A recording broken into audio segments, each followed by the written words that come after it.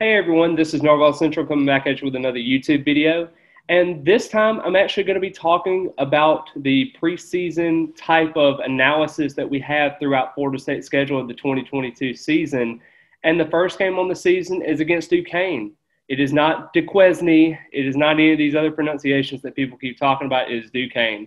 They're going to be in the friendly combines at doakcampbellstadium on Saturday, August the 27th. And Duquesne, they're actually an FCS school in Pittsburgh.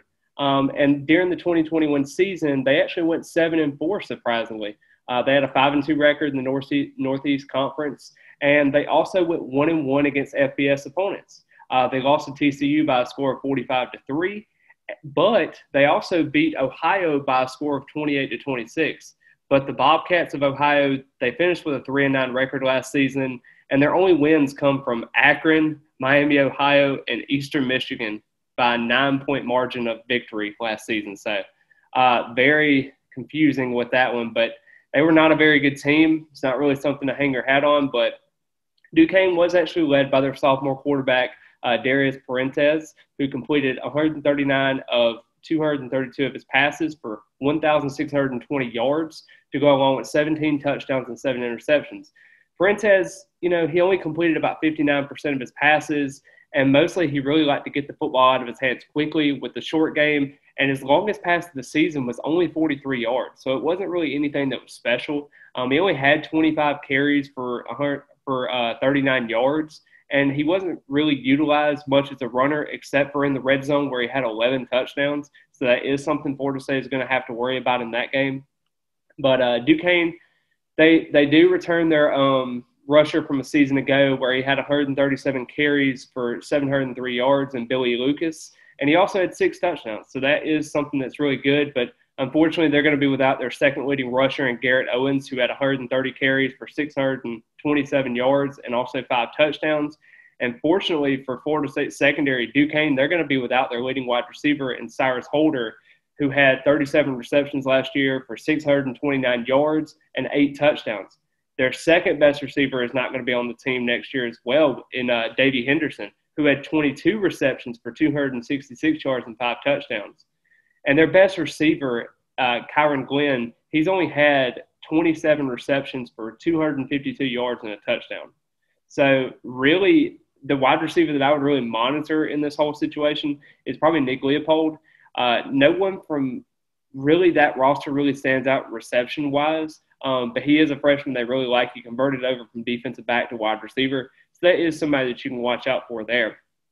But overall, nobody really stands out on the defensive side of things. Linebacker Todd Hill is somebody I would watch out for. He had 38 total tackles last season, 6.5 tackles for loss, and he had a sack and a half last season. So that is something to watch out for there, especially in the linebackers trying to control some of our running backs and our slot wide receivers and different things like that. Maybe even our tight ends if Cam McDonald gets everything kind of situated there.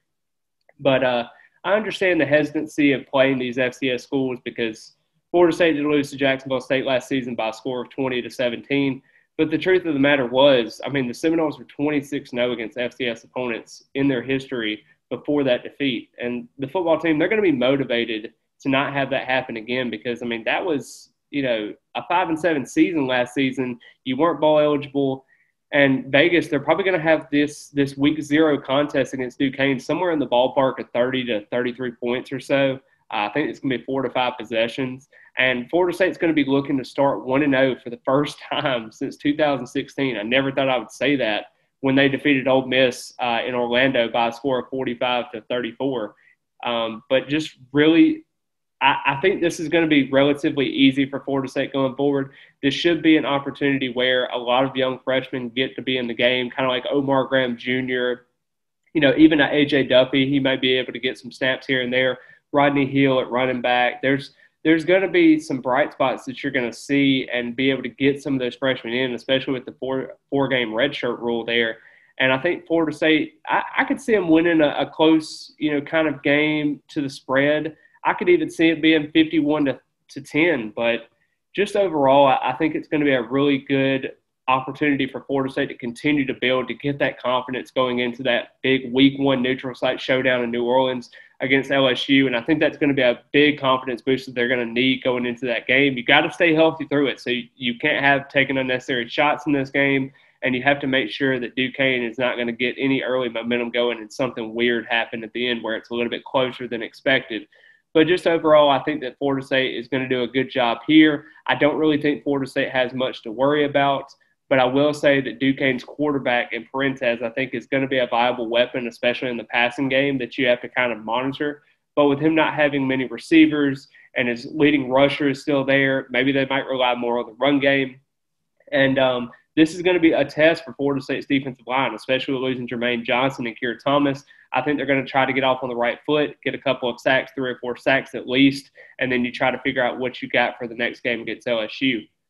But if you enjoyed my analysis, please feel free to comment below, like the video, subscribe to the channel, do all that good things, and I will see you in the next one. As always, go Noles.